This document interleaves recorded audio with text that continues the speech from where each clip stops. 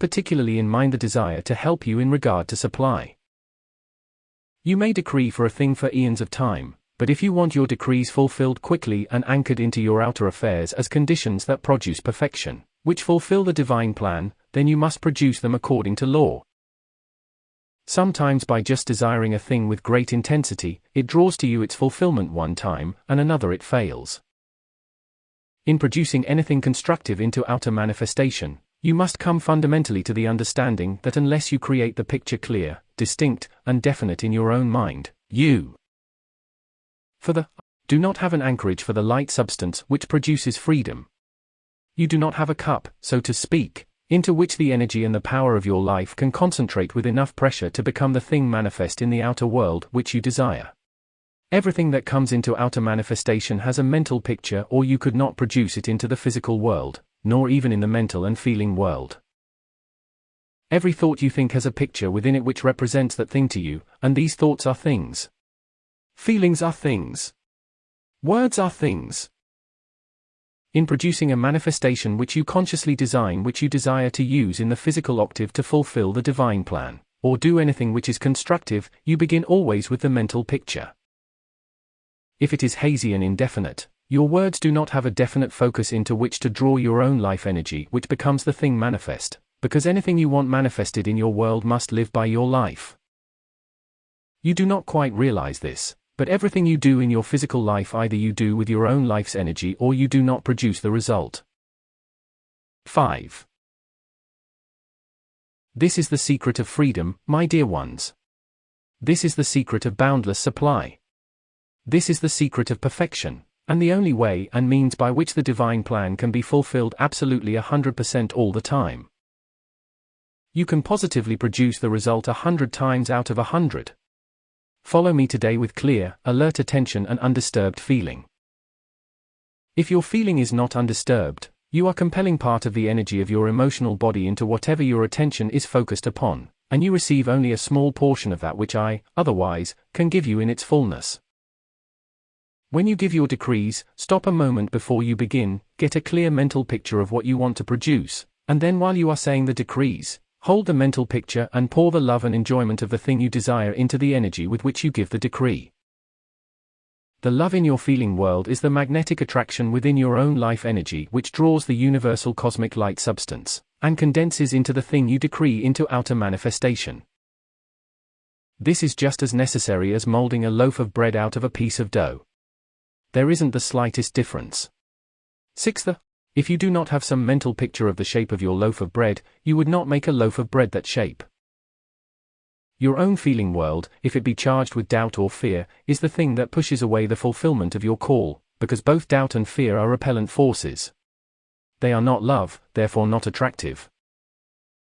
Love is the great cohesive power of the universe, and is the vibratory action which coalesces the universal light substance into the picture of what you desire to produce quickly. The love in your feeling about a thing is the enjoyment of it before it becomes manifested.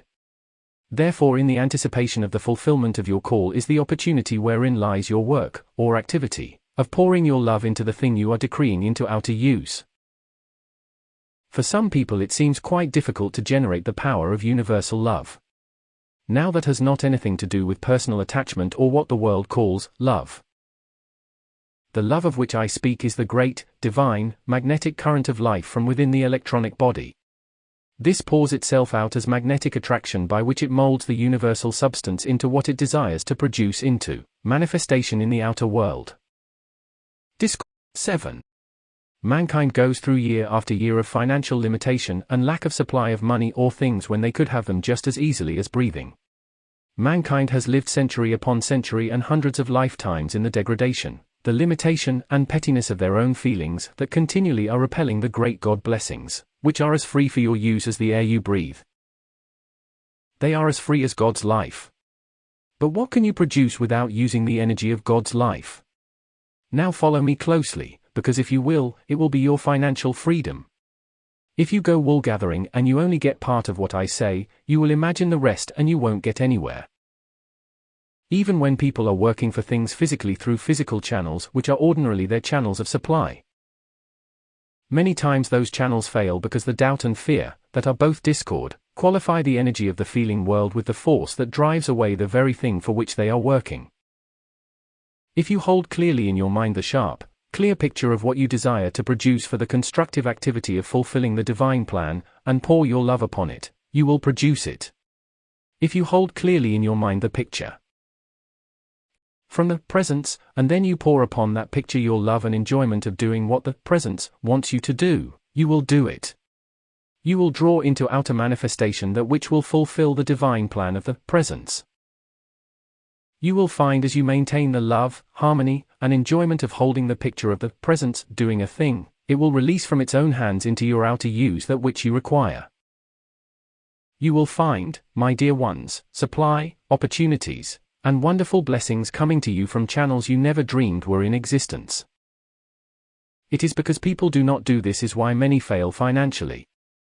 If because you know there is supply in a certain channel, many times you think, well, those people are not using that. I need it. Or, they have more than they can use. You tie your attention to it and push your presence aside.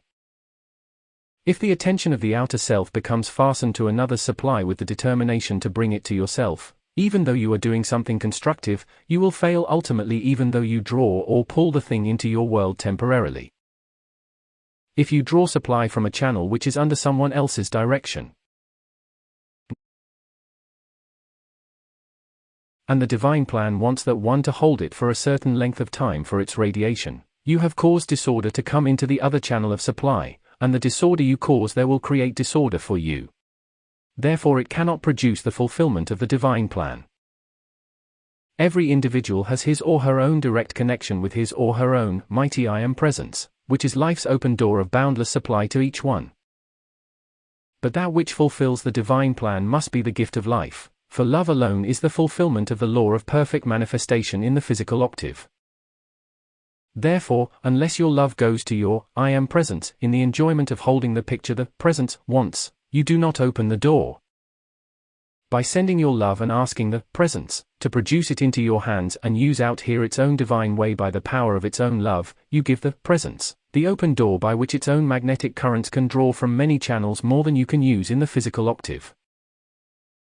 I am trying to help you today to let go of the little, tight channels so you may open your world to the limitless channels of God's boundless opulence.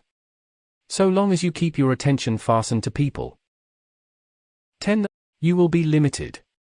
Until you lift your attention to that I Am presence and to the ascended host who are wholly unlimited, you cannot have the gifts of the unlimited. You cannot have the divine pictures of the manifestation of the unlimited unless you come through the door of the unlimited, which your presence and the ascended host are with no uncertainty.